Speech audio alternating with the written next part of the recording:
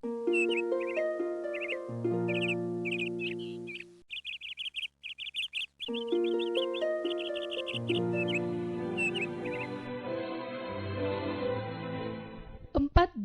2020. Anda sedang mengikuti renungan pagi pulang ke rumah oleh Ellen G. White, di mana setiap pagi sepanjang 1 tahun mengajak Anda untuk mempersiapkan diri yang terbaik akan saat kedatangan Tuhan Yesus yang kedua kali sudah dekat, di mana perselisihan, sakit penyakit, penderitaan, kesedihan, air mata akan berakhir. Berbahagialah hamba-hamba yang ketika Tuhan mereka datang akan ditemukan berjaga-jaga. Judul renungan pagi kita hari ini adalah Perisai Tuhan. Ayat renungan Amsal 29 ayat 18. Beginilah firman Tuhan. Berbahagialah orang yang berpegang pada hukum. Hanya ada satu pengharapan bagi bangsa manusia, supaya ke dalam unsur-unsur yang penuh pertentangan dan merusak yang besar ini dapat ditaburkan ragi baru, supaya kuasa kehidupan baru dapat dibawa kepada umat manusia, supaya pengetahuan tentang Allah dapat dipulihkan kepada dunia. Kristus datang untuk memulihkan pengetahuan ini. Ia datang untuk menyingkirkan pengajaran palsu yang olehnya mereka yang mengaku mengenal Allah salah menggambarkannya. Ia datang untuk menyatakan sifat hukumnya, untuk menyatakan keindahan kesucian itu dengan tabiatnya sendiri. Kristus datang ke dunia dengan himpunan kasih yang kekal, menyapu bersih pemerasan yang memberatkan hukum Allah. Ia menunjukkan bahwa hukum itu adalah hukum kasih, pengungkapan kebaikan ilahi. Ia menunjukkan bahwa dalam penurutan kepada prinsip-prinsipnya tercakup kebahagiaan umat manusia, dan bersamanya kemantapan, yakni landasan kuat dan kerangka kerja masyarakat manusia. Jadi jauh dari membuat tuntutan sewenang-wenang, hukum Allah diberikan kepada manusia sebagai pagar, sebagai tameng.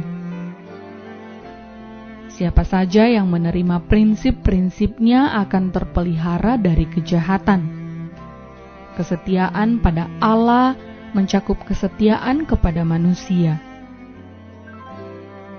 Jadi hukum itu menjaga hak-hak, kepribadian setiap makhluk manusia.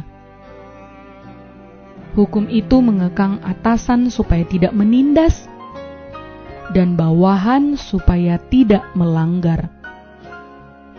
Hukum itu menjamin kesejahteraan manusia, baik di dunia ini maupun di dunia yang akan datang.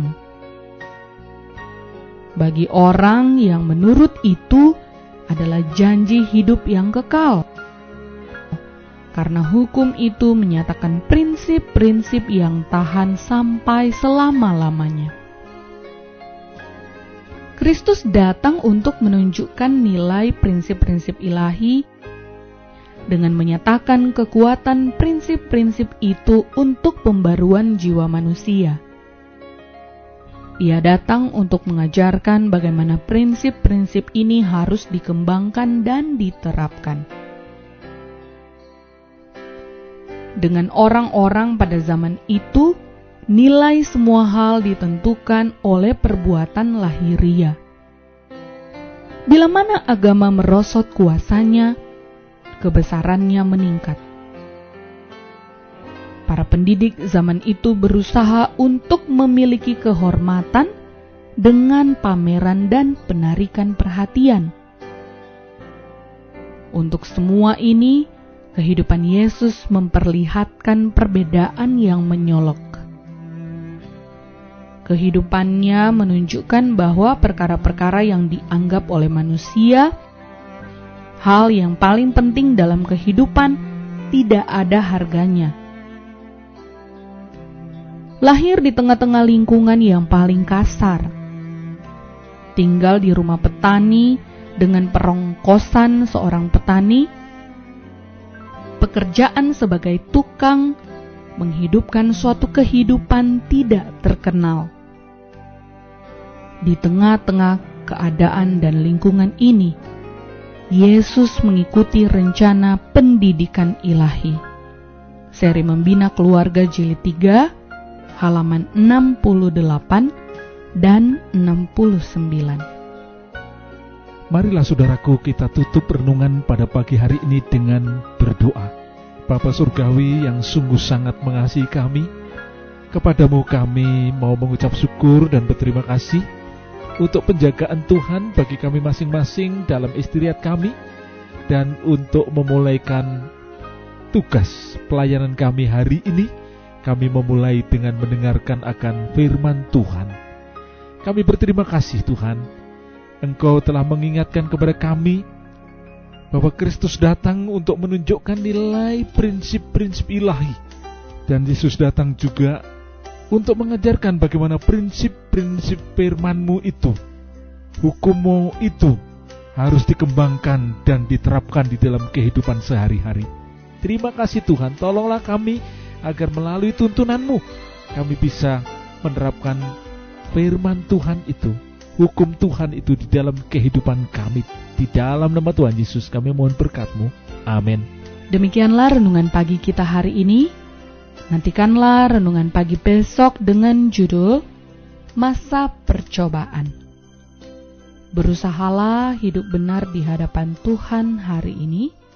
Salam sehat, Tuhan memberkati.